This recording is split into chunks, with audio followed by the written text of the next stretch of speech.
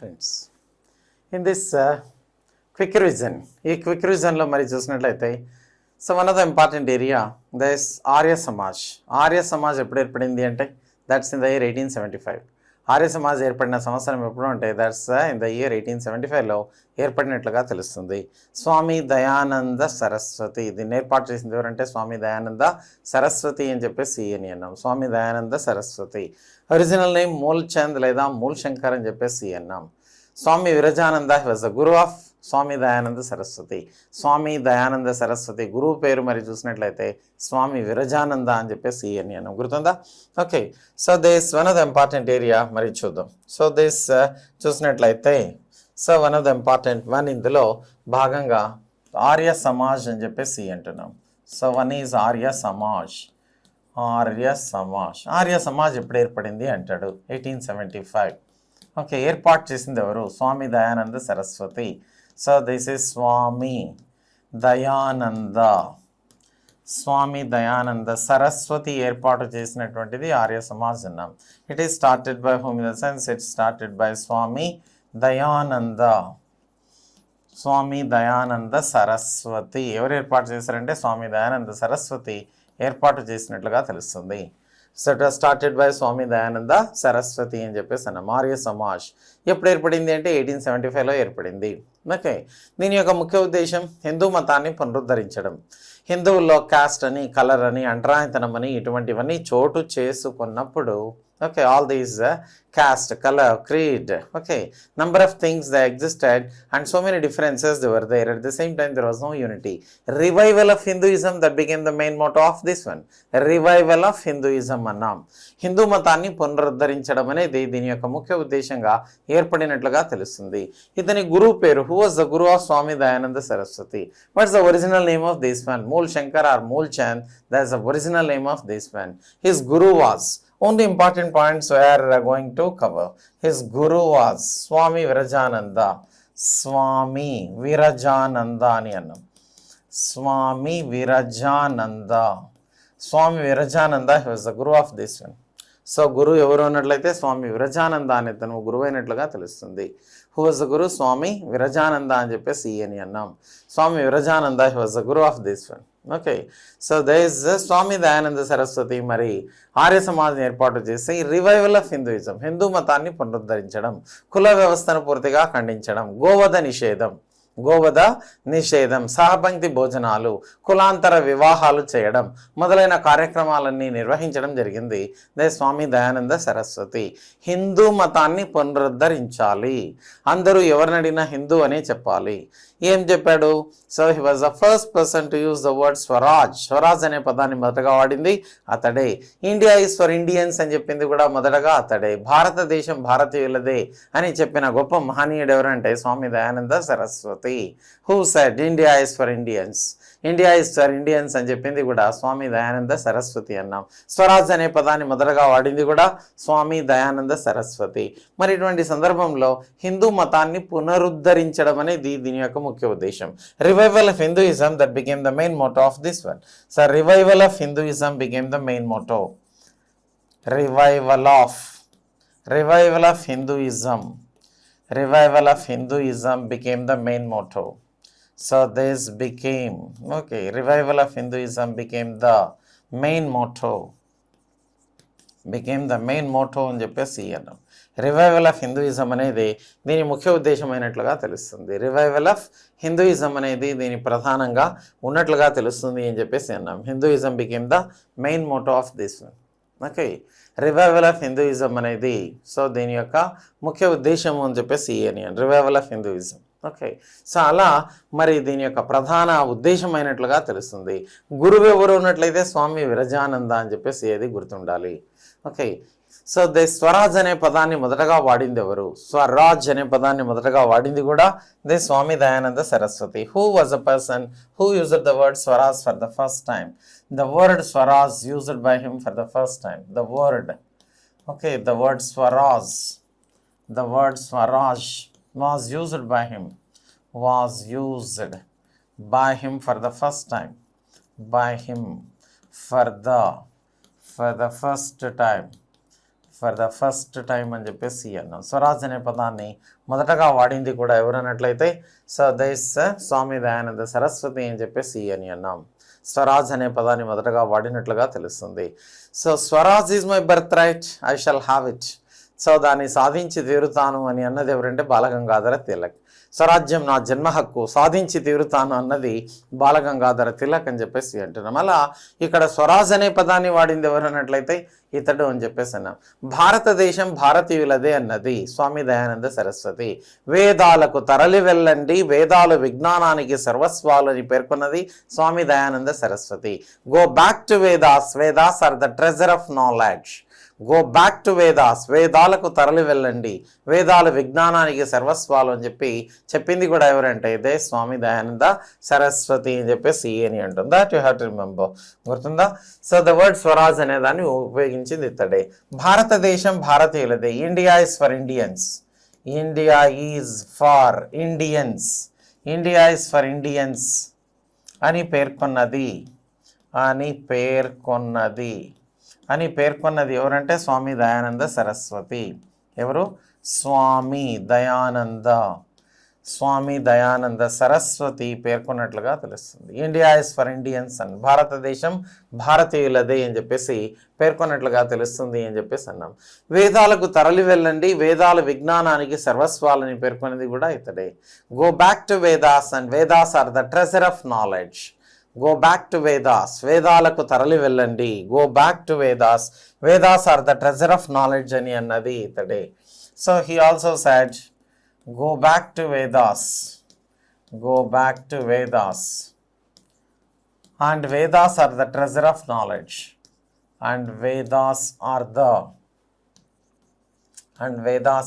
Treasure of knowledge and Vedas are the treasure of knowledge, Vedas are the treasure of knowledge అని పేర్కొన్నది Swami Dayananda Saraswati. Swami Dayananda Saraswati only said like this. Swami Dayananda Saraswati వేదాలకు తరలి వెళ్ళండి, వేదాలు విజ్ఞానానికి సర్వస్వాలు అని పేర్కొన్నాడు.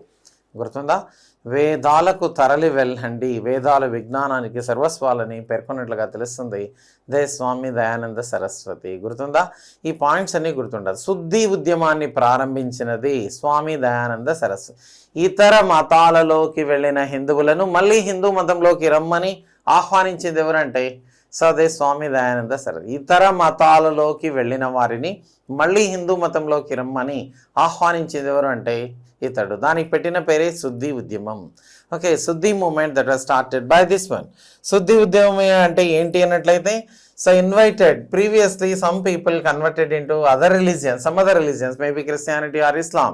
In the period of Aurangzeb, suppose if Hindu community people, when they were not paying the tax jizya, they are forcibly converted into Islam. So during that time, like that they became Muslim community people or Islam. Okay, అటువంటి వాళ్ళను మళ్ళీ హిందూ మతంలోకి రమ్మని ఆహ్వానించిన ఉద్యమానికే శుద్ధి ఉద్యమం అని పేరు. Who started Shuddhi movement? Swami Dayananda Saraswati. Hence he was called, ఇతన్ని అందుకే ఏమని పిలిచారు? ఇండియన్ మార్టిన్ లూథర్ అని పిలిచారు. Who was called Indian Martin Luther? Swami Dayananda Saraswati. Okay, శుద్ధి ఉద్యమాన్ని ప్రారంభించినది Shuddhi movement was started by Shuddhi movement was started by Shuddhi movement was started by okay Swami Dayananda Saraswati. Swami Dayananda Saraswati అని చెప్పేసి అన్నాం. Swami Dayananda Saraswati started the Shuddhi movement. ఈ శుద్ధి ఉద్యమాన్ని ప్రారంభించింది ఎవరంటే స్వామి దయానంద సరస్వతి. ఏంటి శుద్ధి ఉద్యమం అంటే? ఇతర మతాలలోకి వెళ్ళిన వారిని మళ్ళీ హిందూ మతంలోకి రమ్మని ఆహ్వానించడం శుద్ధి ఉద్యమము అని అంటున్నాం. శుద్ధి ఉద్యమము ఏంటి? శుద్ధి ఉద్యమము ఇతర మతాలలోకి వెళ్ళిన వారిని ఓకే మళ్ళీ హిందూ మతంలోకి రమ్మని ఆహ్వానించడం. ఓకే, మళ్ళీ హిందూ మతంలోకి రమ్మని ఆహ్వానించడాన్ని మరి శుద్ధి ఉద్యమం అని చెప్పేసి అని అన్నాం. ఇలా so that's the thing which happened అని చెప్పేసి అని అన్నాం. ఓకే, ఈ విధంగా మరి చూసినట్లయితే శుద్ధి ఉద్యమం అనేది ఉన్నట్లుగా తెలుస్తుంది అని చెప్పేసి అని అన్నాం. Go back to Vedas and Vedas are the treasure of knowledge అని చెప్పేసి అని అన్న వ్యక్తి ఎవరు అన్నట్లయితే Swami Dayananda Saraswati. Which book is called Bible of Arya Samaj అని అన్నారు. ఆర్య సమాజ్కు బైబిల్ లాంటి గ్రంథం ఏది అని అన్నారు. ఓకే, సత్యార్థ ప్రకాశిక. ఏం రాశాడు? సత్యార్థ ప్రకాశిక, వేద భాష్య భూమిక, వేద ప్రకాశిక, ఇవన్నీ రాసిన వాడు స్వామి దయానంద సరస్వతి అని చెప్పేసి అని అన్నాం. గుర్తుందా? స్వామి దయానంద సరస్వతి రాసిన గ్రంథాలు ఏంటి? What are the important books of Swami Dayananda Saraswati. Okay, there is especially what happened, the books of Swami Dayananda Saraswati. Swami Dayananda Saraswati అని చెప్పేసి అన్నాం. స్వామి దయానంద సరస్వతి ఏం బుక్స్ ఉన్నాయి? Satyartha Prakashika is called Bible of Arya Samaj. Satyartha Prakashika. ఈ సత్యార్థ ప్రకాశికని ఏమని అన్నామంటే బైబిల్ ఆఫ్ ఆర్య సమాజ్ అని అన్నాం. It is called in the sense it is called Bible of Arya Samaj. It is called Bible of Arya Samaj అని అన్నారు. It is called Bible of Arya Samaj అని పిలిచినట్లుగా తెలుస్తుంది. సత్యార్థ ప్రకాశిక. సెకండ్ వన్ వేద భాష్య అని అంటున్నాం. వేద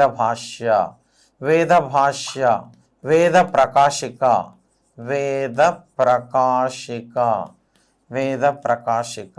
వేద భాష్య భూమిక.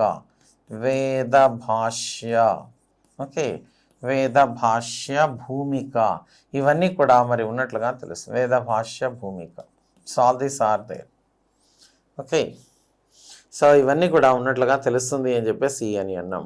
ఓకే, వేద భాష్య, వేద ప్రకాశిక, సత్యార్థ ప్రకాశిక. ఓకే, ఇవన్నీ కూడా ఉన్నాయి. ఇందులో బైబిల్ ఆఫ్ ఆర్య సమాజ్ అనేది ఏంటన్నారంటే ఈ సత్యార్థ ప్రకాశికకు అలా పేరున్నట్లుగా తెలుస్తుంది. That you have to remember. గుర్తుందా? సో ఈ రకంగా మరి ఆర్య సమాజ్ అనేది కొనసాగింది అని చెప్పేసి అన్నాం. ఇతని మరణం తర్వాత మరి ఆర్య సమాజ్లో సంస్కృత విద్య ఉండాలని, ఆంగ్ల విద్య ఉండాలనే దీంతో ఆంగ్లో వేదిక్ అని చెప్పేసి ఒకటి, అదే రకంగా సాంస్క్రిట్ లాంగ్వేజ్ ఉండాలని ఒకటి, అలా పండిట్ గురుదత్త, స్వామి శ్రద్ధానంద అనే వాళ్ళు సంస్కృత విద్య ఉండాలని అన్నారు.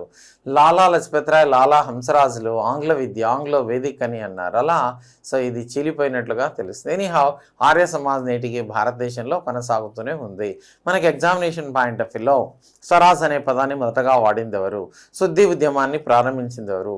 Who was called Indian Martin Luther అని ఎవరికి పేరు? Who was called Indian Martin Luther. So ఇవన్నీ కూడా important. Who was called Indian Martin Luther. Who was called Indian Martin Luther అని అడిగాడు. Who was called Indian Martin Luther. Okay, Swami Dayananda Saraswati అని అన్నాం. Swami Dayananda Saraswati. So ఇది ఖచ్చితంగా you have to remember. Indian Martin Luther అని ఎవరికి అంటే స్వామి దయానంద సరస్వతికే ఉన్నట్లుగా తెలుస్తుంది. రివైవల్ ఆఫ్ హిందూయిజం అనేది దీని యొక్క ముఖ్య ఉద్దేశం. ఇంటర్ క్యాస్ట్ మ్యారేజ్ చేయడం, అదే రకంగా క్యాస్ట్ సిస్టమ్ని ఖండెం చేయడం, గోవధ నిషేధం, cow slaughter that was completely condemned అని చెప్పేసి అన్నాం. ఇటువంటివన్నీ కూడా ఇందులో చోటు చేసుకున్నట్లుగా తెలుస్తుంది. ఆర్య సమాజ్లో మరి చూస్తే ఈ పాయింట్స్ అన్ని కూడా చాలా చాలా ముఖ్యం. రివైవల్ ఆఫ్ హిందూయిజం, హిందూ మతాన్ని పునరుద్ధరించడం. మెయిన్ థీమ్ ఏంటి అంటే పాయింట్. ఓకే, మెయిన్ పాయింట్ ఏంటి అన్నట్లయితే హిందూ మతాన్ని పునరుద్ధరించడం. Okay, so revival of Hinduism, Hindu మతాన్ని పునరుద్ధరించడం. ఓకే, ఇతడు కూడా మరి విగ్రహారాధన ఖండించడం, విగ్రహారాధన అవసరం లేదని అన్నాడు. హిందూ మతాన్ని పునరుద్ధరించడం, దీని అర్థం ఏంటి? హిందూ మతాన్ని పునరుద్ధరించడం. హిందూ మతాన్ని